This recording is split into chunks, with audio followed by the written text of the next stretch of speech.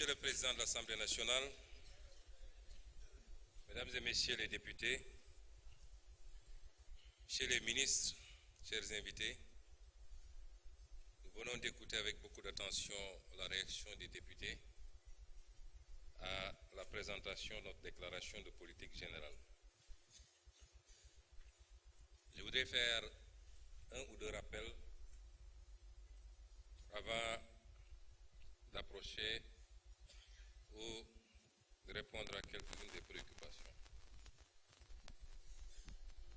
Le premier rappel, c'est que nous sommes là dans un exercice de déclaration de politique générale et non pas dans un exercice de déclaration de politique sectorielle, encore moins une déclaration de politique communale.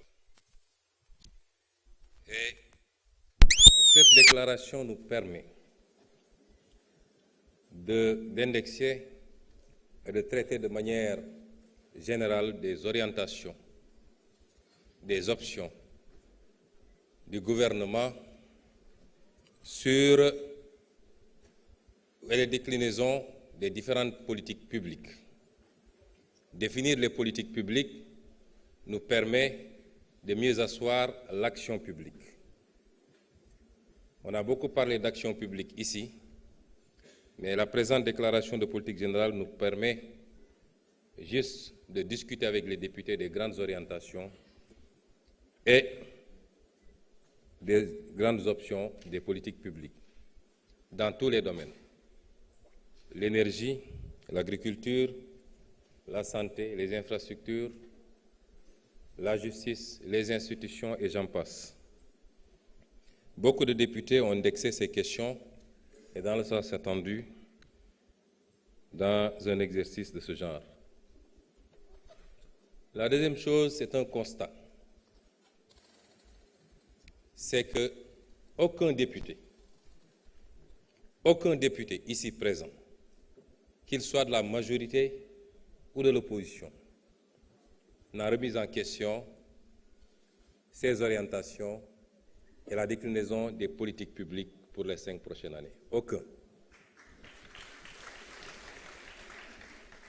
Et dans aucun domaine des politiques publiques, certains ont posé des questions qui peuvent enrichir le débat. Certains ont interpellé par rapport à certains aspects des politiques publiques qui n'ont pas ou qui n'ont pas été suffisamment traités. Et je leur en sais gré parce que ça nous permet d'apporter quelques précisions. Mais aucun député ne nous a dit que ce qui a été présenté aujourd'hui n'est pas bon ou ne va pas dans le sens souhaité pour sortir ce pays de la situation catastrophique dans laquelle les régimes précédents, particulièrement le régime sortant, l'a plongé. Alors, il y a quelque chose d'assez cocasse, j'allais dire, à relever, parce qu'on a parlé de rapport à la vérité. Et nous allons illustrer avec quelques aspects. Je passerai sur la longue campagne de diabolisation perpétrée par des gens qui tenaient le pouvoir et qui l'ont désorienté, non pas dans le sens de servir les intérêts de ce pays, mais qui ont utilisé toutes les forces dont ils disposaient pour combattre un parti politique, un homme, et pour essayer à tout prix de casser l'opposition. La désinformation avait pris toute une forme. D'abord, c'était de nous faire apparaître pour des gens qui détestaient les milieux religieux, les foyers religieux. Combien de politiques, certains ici présents, n'ont passionné un certain nombre de responsables religieux pour leur raconter des histoires, que nous allions interdire les événements religieux, que nous allions combattre les tariqas. Aujourd'hui, ces mêmes personnes sont dans leurs petits souliers, parce que le monde entier s'est rendu compte que c'était un tissu de contre-vérité. La désinformation a pris ensuite toutes sortes de tournures. Nous serions apparentés à des mouvements irrédentistes. Nous serions financés par des multinationales. Nous serions dans un programme de déstabilisation du Sénégal. Nous aurions des relations avec des organisations terroristes, islamistes et j'en passe. On a tous vécu cela ici. S'il faut parler de rapport avec la vérité, je pense que nous savons où chercher. Ensuite, depuis que nous sommes arrivés au pouvoir, le débat, ça a été de dire qu'ils n'ont pas de programme, qu'ils n'ont pas de vision. Où sont ceux qui disaient ça aujourd'hui? Ils sont incapables de démontrer ici et sur les plateaux de télévision qu'il n'y a pas de programme, qu'il n'y a pas de vision.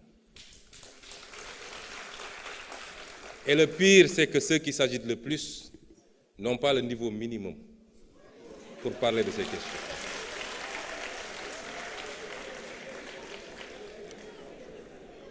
Et ensuite,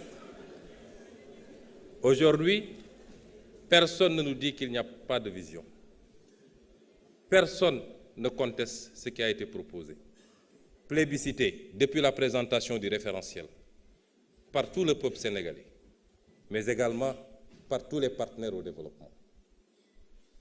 Ces mêmes qui ont agité ici et qui ont contesté, lorsque nous sommes livrés à l'exercice de vérité, parce que nous aurions pu faire comme eux, puisqu'on parle de rapport à la vérité.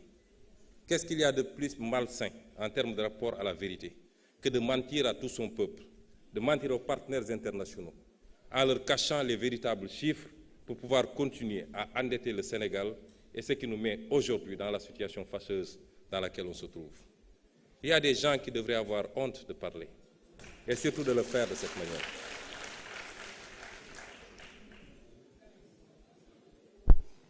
Personne aujourd'hui, à part un seul intervenant, et l'histoire, vous savez, je crois que chacun d'entre nous doit éviter de se faire prendre la main dans le sac en plein jour.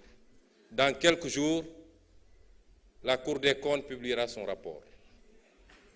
Dans quelques jours. Je ne sais pas ce qui s'y trouve.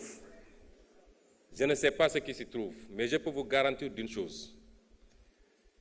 Si ça ne révèle pas plus que ce que nous avons révélé, ça ne sortira pas moins que cela.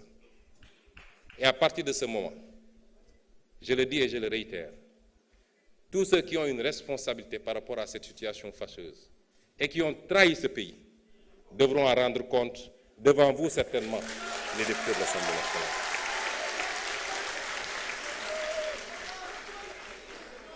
Je voudrais que certains comprennent qu'une certaine forme de politique est révolue dans ce pays. La politique, désormais, c'est de parler en connaissance de cause.